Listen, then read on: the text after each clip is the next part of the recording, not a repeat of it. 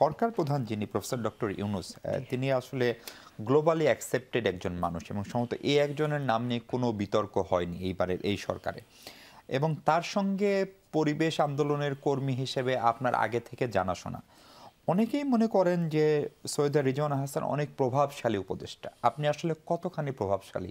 আপনার মন্ত্রণালয়ের বাইরে গিয়েও কি আপনি অনেক সরকারের কাজ করেন বা নীতি নির্ধারণে ভূমিকা রাখার সুযোগ পান সরকার তো আসলে একটা টিম ওয়ার্ক সো এই টিম ওয়ার্কে আমার বিষয় না হলেও শ্রমিক বলেন নারী বলেন আমার হয়তো মন্ত্রণালয়ের বিষয় না কিন্তু এই সবকটা বিষয়ে আমাদের ভূমিকা রাখার সুযোগ আছে যখন জুলাই আগস্টের এই অভ্যুত্থানটা ঘটে তখন আমার মনে আছে দৈনিক সমকাল আমার একটা সাক্ষাৎকার নিয়েছিল তখন আমরা জানতামও না যে সরকারের পতন ঘটবে তখন আমি বলেছিলাম যে আমাদের আসলে যারা রাষ্ট্রের ক্ষমতায় যায় তারা সবসময় ক্ষমতায় যায় কিন্তু আসলে যাওয়া উচিত দায়িত্বে ফলে আপনি যদি প্রভাবের কথা বলেন আমি ওইভাবে করে জিনিসটা দেখি না কারণ আমার কখনো মনে হয় নাই যে আমি ক্ষমতায় আছি আমার মনে হয় যে আমি দায়িত্বে আছি এবং যেটা জনমানুষের প্রত্যাশার কথা বললেন বুড়িগঙ্গা নদীকে আজকে পরিষ্কার করে দিতে হবে ঢাকার বায়ু দূষণ আজকে ঠিক করে দিতে হবে তো এইগুলো এই প্রত্যাশাগুলোর একটা চাপ অনুভব করি বা আমি মনে করি যে আমি আসলে দায়িত্বে আছি এটা মনে করি বলেই চাপটা অনুভব করি যদি মনে করতাম ক্ষমতায় আছি তাহলে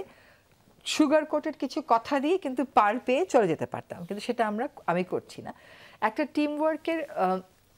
ব্যাপার আছে দেখেন আমরা আসলে সাধারণ একটা সরকারের যেরকম সাইজ হয় আমাদের কিন্তু সাইজ তার থেকে 3 ভাগের 1 ভাগ হ্যাঁ এবং একজন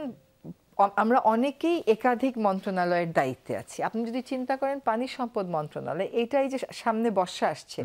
এই সময় এর যে কাজের চাপ হ্যাঁ নদী ভাঙন থেকে নিয়ে শুরু করে বন্যা আগাম বন্যা সবকিছুরই একটা পরিকল্পনা করে আমাদেরকে আগাতে থাকতে হয় কিন্তু প্রভাবশালী কোন অর্থে বলা হয় তো বুঝি না কারণ আমি আগে যেরকম লাইফস্টাইল ছিলাম সেরকমই আছি আবার মানে অনেক ক্ষেত্রে সুযোগ সুবিধা কিন্তু জীবনে কমেছে আগে যে স্বাধীনতাটুকুন ছিল ব্যক্তি পর্যায়ে সেটা তো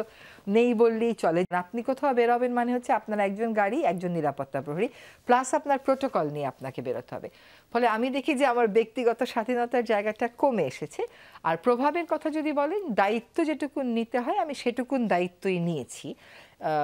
কখনো কখনো মনে হয় যে আমি তো আসলে এতটুকুন সময় এত কিছু পারবো না কিন্তু তারপরে আমার মনে হয় যে আমি কাজগুলো শুরু করে দিয়ে যাই